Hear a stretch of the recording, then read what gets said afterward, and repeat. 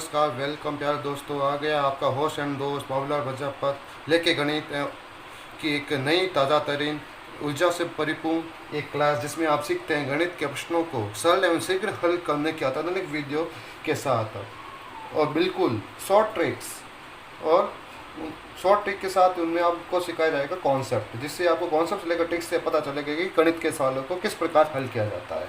और सेशन शुरू करने से पहले यदि आप इस चैनल पर नए आए हैं तो इस चैनल को सब्सक्राइब करें और बेल आइकन को दबाएं, जिससे समय समय पर अपलोड की जाने वाली सारी कक्षाएं का नोटिफिकेशन आपको तुरंत मिल जाए। तो आइए शुरू करते हैं आज की ऊर्जा से भरपूर आपकी नई क्लास।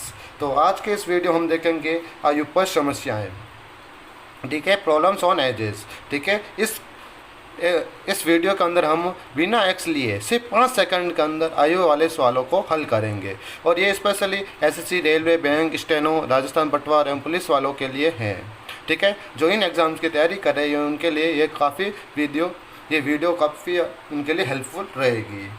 ठीक है, तो इस वीडियो में हम यहाँ पर एजेस के सवाल करेंगे। तो आइए सबसे पहले शुरू करते हैं एजेस का पहला सवाल। पहला क्वेश्चन, ए तथा बी की वर्तमान आयु का अनुपात क्रमशः 4:5 है और 5 वर्ष बाद यह अनुपात 5:6 हो जाता है, तो ए की वर्तमान आयु क्या होगी? और ये क्वेश्चन आपके रेलवे परीक्षा 2010 में पूछा गया था। इसमें ऑप्शन है 10 साल, ऑप्शन बी 20 साल और यहाँ पर आपके ऑप्शन बी होगा 20 साल, ऑप्शन बी 20 साल, ऑप्शन सी 25 साल, ऑप्शन डी 40 साल। ठीक है, तो आइए इस क्वेश्चन को शुरू करते हैं। कैसे सॉल्व करेंगे? तो सबसे पहले आपको वर्तमान आयु दे रखी है, तो यहाँ पर हम लिखेंगे ए और बी। आयु किसकी दे रखी है? ए और बी की दे रखी है, तो यहाँ पर सबसे पहले यहाँ पर ए और बी लिखेंगे।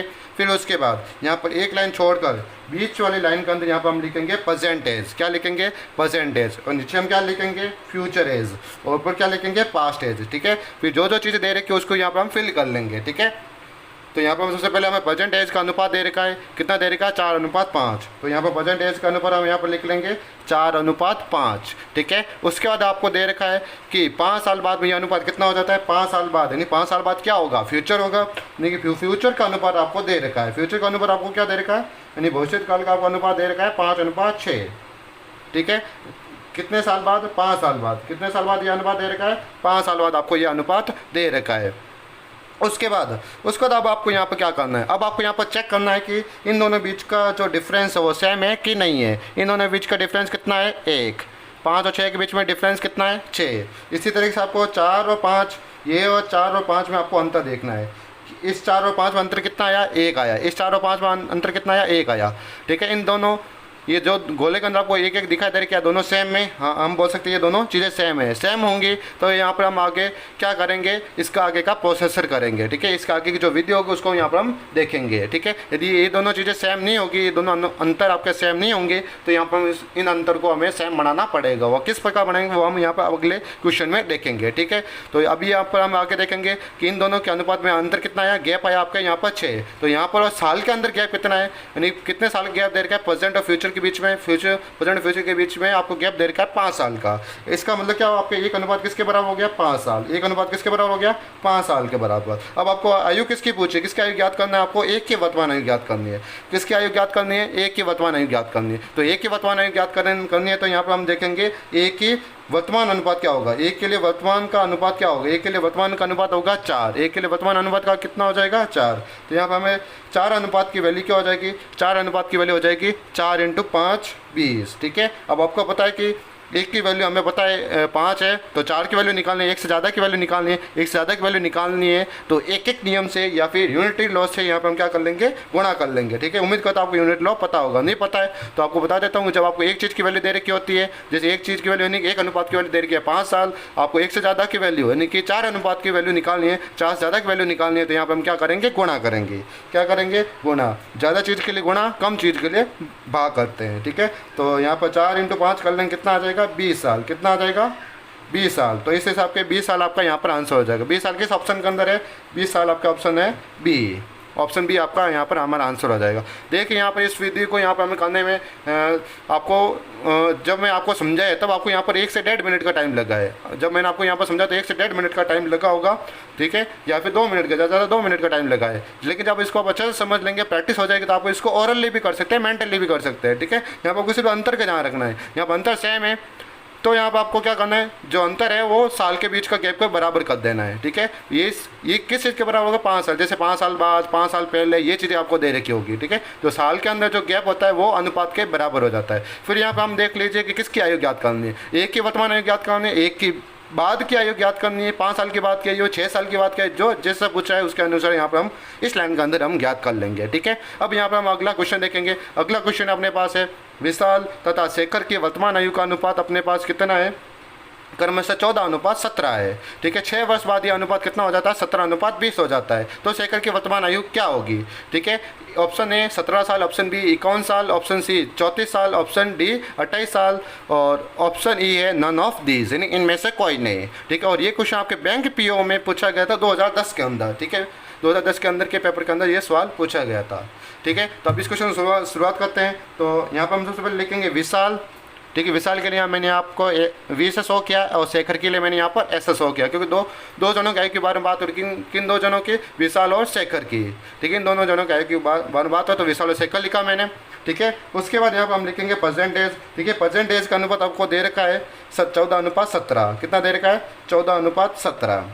ठीक है, उसके बाद यहाँ पर हम क्या करेंगे, 6 साल बाद, यानी 6 साल बाद मतलब फ्यूचर की एज के दे, ये आपको लिखने की जरूरत नहीं है, मैंने आपको समझाने के लिए लिख रहा हूँ। ठीक है, ये आप चीज़ें अब थोड़ा माइंड में, दिमाग में भी रख सकते हैं, मन के अंदर ये चीज़ें रख सकते हैं। ठीक है, नहीं तो आपको क्या होगा, ये कैलकुलेशन वगैरह ज़्यादा लंबा हो जाता है। ठीक है, तो 6 साल बाद में ये अनुपात कितना हो जाता है, 17:20। ठीक है, कितना हो जाता है, 17:20। अब यहाँ पर इन दोनों के बीच का गैप देखिए कितना है, 3। इन दोनों के बीच में गैप देखिए कितना है, 3। फिर से 3 और 3 दोनों क्या है, सेम है। ठीक है, सेम है, तो इन दोनों को अनुपात के साथ छेड़छाड़ करने की कोई ज़रूरत नहीं है। ठीक है, छेड़छाड़ कब करें, जब ये दोनों चीज़ें आपके इक्वल नहीं होगी। ठीक है, इन दोनों के बीच में, इन दोनों के बीच में जो गैप होगा वो आपके सेम नहीं होगा, तब यहाँ पर ये दोनों अनुपात चेंज हो जाएंगे। 14:17, 7:20, इस तरह के अनुपात आपके चेंज हो जाएंगे। कब चेंज होंगे, जब ये दोनों चीज़ें आपके सेम नहीं होगी तब। ठीक है, अभी यहाँ पर फिलहाल सेम है, तो यहाँ पर जो 3 अनुपात है वो कितने साल के गैप के बराबर है, 6 साल के गैप के बराबर है। तो ये 3 के पहाड़ से कट जाएगा 1 और ये 6 साल कट जाएगा 2 बार। ठीक है, तो 1 अनुपात कितने के बराबर हो जाएगा, 2। ठीक है, एक नियम के अनुसार यहाँ पर हम एक नियम का प्रयोग करते हैं। ठीक है, इस विधि का अंदर जिस चीज़ का प्रयोग किया जाता है वो आपके एक तो अनुपात है और दूसरा चीज़ है यहाँ पर एक नियम। ठीक है, एक ही नियम और अनुपात का सम्मिलित रूप से यहाँ पर प्रयोग करते हुए ये विधि है आपके यहाँ पर। ठीक है, इन दोनों को सम्मिलित रूप से यहाँ पर इन क्वेश्चन को सॉल्व किया जाता है। तो यहाँ पर एक ही नियम के अनुसार हमने एक अनुपात का वैल्यू निकाल, यानी एक यूनिट की वैल्यू निकाली हमने। 1 यूनिट कितने के बराबर है, 2 साल के बराबर है। अब यहाँ पर हम पूछा क्या है, शेखर की वर्तमान आयु, तो शेखर की वर्तमान आयु के लिए अनुपात कितना है, 17। ठीक है, तो 17 की वैल्यू क्या हो जाएगी, तो 17 अनुपात की वैल्यू हो जाएगी 17 × 2। ठीक है, 17 × 2 कितना हो जाएगा, 34 साल। 17 × 2 कितना हो जाएगा, 34 साल। 34 साल आपके किस ऑप्शन के अंदर है, ऑप्शन सी के अंदर है, तो आपका ऑप्शन सी आपका आंसर हो जाएगा। ओके, उम्मीद करता हूँ आपको ये वीडियो पसंद आ रहा होगा और मज़ा आ रहा होगा इन क्वेश्चन को करते समय। ठीक है, यदि आपको क्वेश्चन समझ में आ रहे हैं अच्छे से और आपके कॉन्सेप्ट क्लियर हो रहे हैं, इन क्वेश्चन के आपके दिमाग में सेट हो रहे हैं, तो वीडियो को जरूर लाइक जरूर कर दीजिए और इस वीडियो को स्किप मत कीजिए। आगे और भी क्वेश्चन हैं। ठीक है, जरूर नहीं कि सिर्फ एक टाइप के क्वेश्चन, और भी टाइप के क्वेश्चन है जिनको हम इसी विधि से हम सॉल्व करेंगे। ठीक है, बिल्कुल यूनिक कॉन्सेप्ट है। ठीक है, अब यहाँ पर हम आगे क्वेश्चन देखेंगे। क्वेश्चन नंबर 3, मीरा एंड प्रिया की आयु, वर्तमान आयु का अनुपात कितना है, 3:4 है, तथा 10 साल पहले कितना, 10 साल पहले, 10 साल पहले मतलब पास्ट की बात हो रही है, भूतकाल की बात हो रही है यहाँ पर। ठीक है, यानी 10 साल पहले, यानी भूतकाल की, यानी पास्ट की आयु का अनुपात आपको दे रखा है 4:7। ठीक है, तो 10 साल पहले इनकी आयु का अनुपात कितना था, 4:7 था। 5 साल बाद में, यानी कि वर्तमान आयु से 5 साल बाद में मीरा की आयु कितनी होगी वो आपको ज्ञात करनी है। 5 साल के बाद की आयु की पूछ रहा है। ठीक है, कितने कोई भी चीज़ पूछे हम यहाँ पर निकाल लेंगे, कोई फिक्र करने की कोई बात नहीं है। ठीक है, तो जैसे बोल रहा है वो पहले यहाँ पर लिख लेंगे वर्तमान आयु। अब यहाँ पर मैं इतनी सारी चीज़ें आपको लिखूंगा नहीं। ठीक है, ये मैंने आपको सिर्फ समझाने के लिए चीज़ें लिखी थी। अब आपको ये विधि थोड़ा आपके दिमाग में सेट हो गई होगी, तो यहाँ पर मैं सीधे डायरेक्टली काम करूँगा। ठीक है, ताकि फटाफट अपना आंसर आ जाए और आपको पता लगे कि किस तरीके से यहाँ पर 5 सेकंड के अंदर यहाँ पर हम आंसर निकाल सकते हैं। ठीक है, तो पहले आपके वर्तमान आयु का अनुपात दे रखा है, कितना दे रखा है, 3:4। वर्तमान आयु का अनुपात कितना दे रखा है, 3:4। 10 साल पहले, तो 10 साल के पहले की बात कर रहा है यहाँ पर, यानी कि पास्ट की बात कर रहा है, 10 साल पहले। तो 10 साल पहले इनकी आयु का अनुपात कितना हो गया था, 4:7 हो गया था। कितना हो गया था, 4:7। अब यहाँ पर हम अंतर देखेंगे, दोनों बीच में अंतर कितना है, इसके बीच में यहाँ पर अंतर है 3, और यहाँ पर इन दोनों के बीच में 4 और 3 के बीच में अंतर कितना है, 1। तो यहाँ पर हम देखेंगे 1 और 3 दोनों नंबर सेम नहीं है, तो यहाँ पर यानी दोनों नंबर सेम नहीं है, तो यहाँ पर हम क्या करेंगे, 4:7 और 3:4 को यहाँ पर हम चेंज करेंगे। तो किस प्रकार चेंज करेंगे, तो यहाँ पर मैं दोबारा अनुपात लिख रहा हूँ 4:7। ठीक है, ये भूतकाल का अनुपात है, उसके बाद वर्तमान का आयु का अनुपात कितना है, 3:4, ठीक है। दोनों बीच में 10 साल का गैप है, ठीक है। दोनों बीच में कितने साल का, 10 साल का गैप है। ये वर्तमान आयु और ये भूतकाल की आयु, ठीक है। अब यहाँ पर हम यहाँ पर देखेंगे यानी कि ये दोनों आपके अंतर सेम हो जाए, दोनों अंतर सेम हो जाए तो इसके लिए हम क्या करेंगे, तो इसके लिए यहाँ पर हम देखेंगे दोनों बीच का अंतर कितना है। इन दोनों बीच का अंतर है आपके 3, ठीक है। इन दोनों बीच का अंतर कितना है, 1। अब आपको क्या करना है, ये जो 1 आया है इस 1 का गुणा करना है 4:7 से, ओके। फिर इस 3 का गुणा करेंगे 3:4 से, 3 का गुणा 3:4 से करेंगे तो क्या बनेगा, 3 तिया 9, 3 चौके 12। तो इससे यहाँ पर हम देख सकते हैं कि 4 और 9 के बीच में गैप कितने का आ गया, 5 का, ठीक है। 7 और 12 में के बीच में गैप कितना आ गया, 5 का। क्या है, दोनों के बीच का गैप सेम हो गया, 5 और 5, यस हम बोल सकते हैं यहाँ पर सेम हो गया। अब यहाँ पर गैप सेम होने के बाद में दोनों गैप सेम आया तो इस गैप को हम क्या करेंगे, जो साल का गैप है उसके बराबर रख देंगे, ठीक है। तो ये 5 अनुपात जो है वो कितने के बराबर आ जाएगा, 5 अनुपात बराबर आ जाएगा यहाँ पर आपके 5 अनुपात जो बराबर हो जाएगा 10 साल के, कितने बराबर हो जाएगा, 10 साल के बराबर हो जाएगा, ठीक है। 5 हमारा 10 साल के बराबर हो जाएगा तो 5 के पार्ट्स कट जाएगा, ये 1 बार और ये कट जाएगा 2 बार। तो इस से 1 अनुपात अपने पास आ गया 2 साल के बराबर है। 1 अनुपात कितने साल के बराबर है आप अपने 1 अनुपात 2 साल के बराबर है, ठीक है। ओके दोस्तों, इसलिए हम इस वाले अनुपात के अंदर ही देखेंगे कि यहाँ पर मीरा का अनुपात कितना है। तो मीरा के लिए आयु का अनुपात कितना है, मीरा के लिए आयु का अनुपात वर्तमान में है आपके यहाँ पर,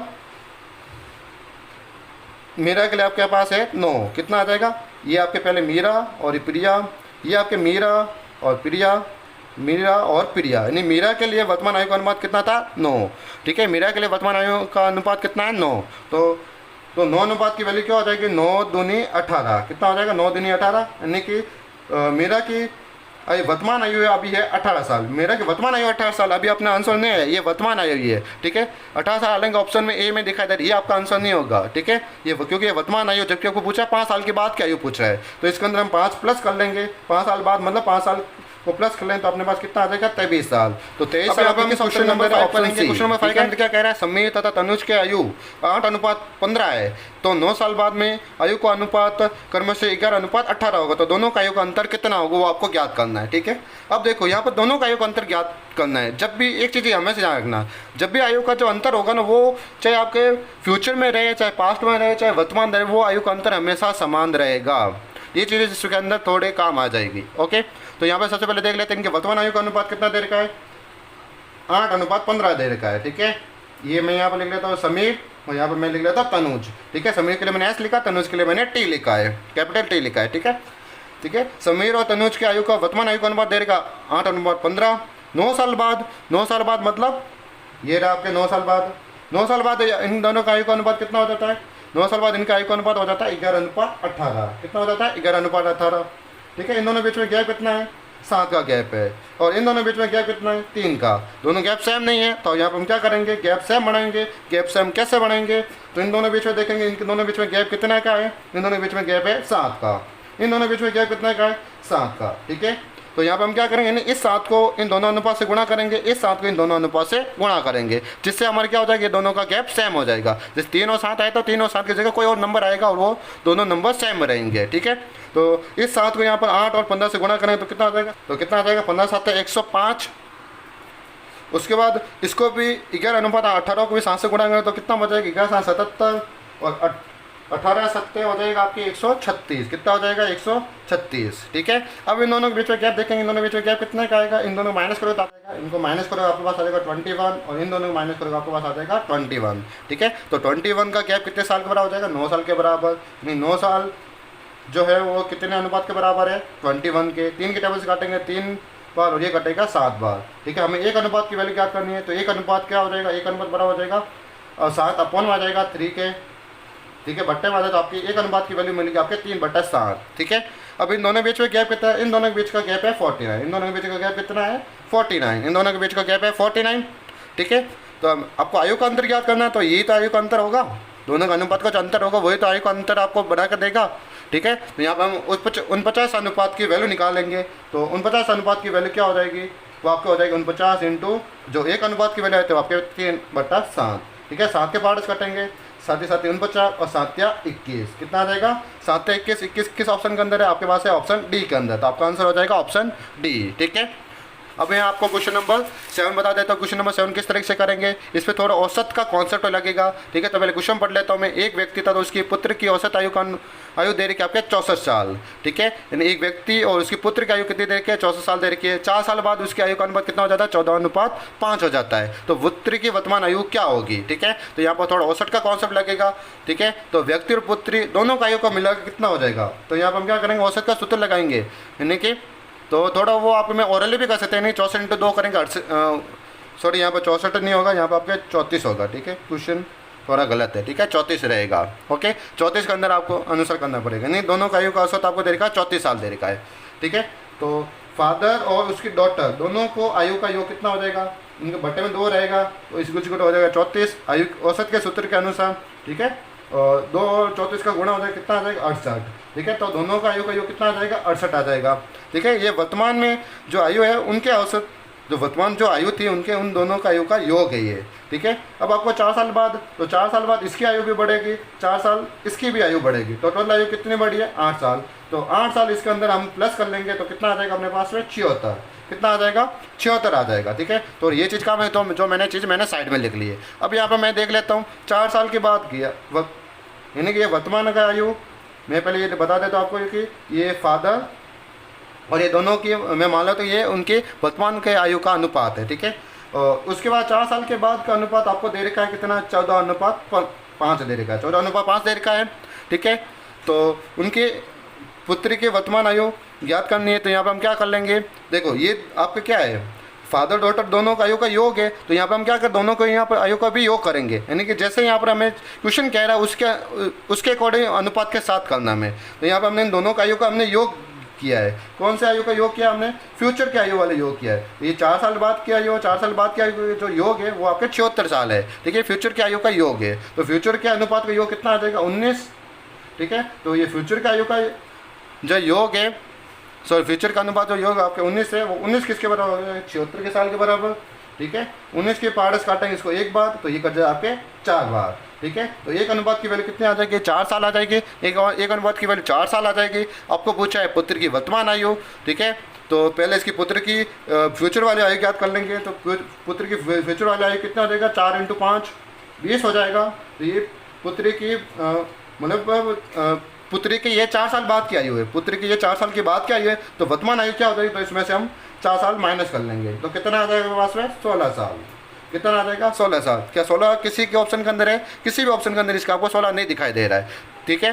तो आप यहाँ पर 2 ऑप्शन के अंदर कन्फ्यूज हो सकते हैं, निर्धारित नहीं कर सकते हैं और इनमें से कोई नहीं, ठीक है। तो आपके यहाँ पर आंसर रहेगा इनमें से कोई नहीं। क्यों, क्योंकि निर्धारित नहीं कर सकते, इसका मतलब हो गया कि आपके क्वेश्चन के अंदर आपको सफिशिएंट आपको इन्फॉर्मेशन नहीं दे रखी है जिससे आप इस क्वेश्चन का आंसर निकाल सकते हैं। जबकि यहाँ पर हमें सफिशिएंट इन्फॉर्मेशन दे रखी थी, इसलिए हमने पुत्र की वर्तमान आयु 16 साल निकाली थी, ठीक है। तो 16 साल इनमें से कोई भी नहीं है, ठीक है। तो यहाँ पर हमें सफिशिएंट इन्फॉर्मेशन है जिससे हम इसका आंसर निकाल सकते हैं, इसलिए आपके निर्धारित नहीं कर सकते, आपके ऑप्शन नहीं रहेगा, ठीक है। ये बैंक का आपके PO 2008 के अंदर सवाल आया था, ठीक है। तो इस वीडियो के अंदर इतना ही था। आपका आयु वाले क्वेश्चन के अंदर आपको समझ में आया है तो इस वीडियो को लाइक करें, सब्सक्राइब करें और अपने दोस्तों के साथ ज़रूर शेयर करें। धन्यवाद। जय हिंद, जय भारत।